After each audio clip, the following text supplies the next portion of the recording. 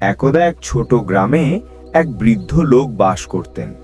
তিনি প্রতিদিন অনেক দূর থেকে হেঁটে মসজিদে নামাজ পড়তে আসতেন। একদিন ফজর নামাজের জন্য যাওয়ার পথে অন্ধকারে হোঁচট খেয়ে তিনি কাদামাটিতে পড়ে গেলেন। তার জামা কাপড় নষ্ট হয়ে গেল। তিনি দমে না গিয়ে বাড়িতে ফিরে গেলেন, জামা পরিবর্তন করলেন এবং আবার মসজিদের উদ্দেশ্যে রওনা হলেন।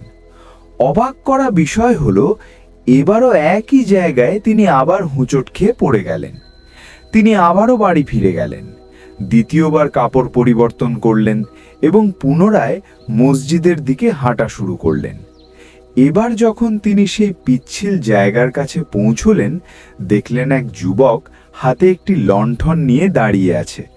যুবকটি তাকে বলল, চাচা, আমি আপনাকে পথ দেখিয়ে দিচ্ছি, সাবধানে আসুন। যুবকটি তাকে মসজিদের দরজা পর্যন্ত পৌঁছে দিল।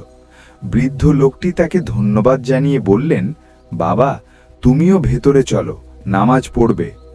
যুবকটি মাথা নিচু করে বলল, না চাচা, আমি ভেতরে যাব না, কারণ আমি আসলে ইবলিশ শয়তান। বৃদ্ধ লোকটি অবাক হয়ে জিজ্ঞেস করলেন, তাহলে তুমি আমাকে লণ্ঠন দিয়ে সাহায্য করলে কেন? শয়তান উত্তর দিল,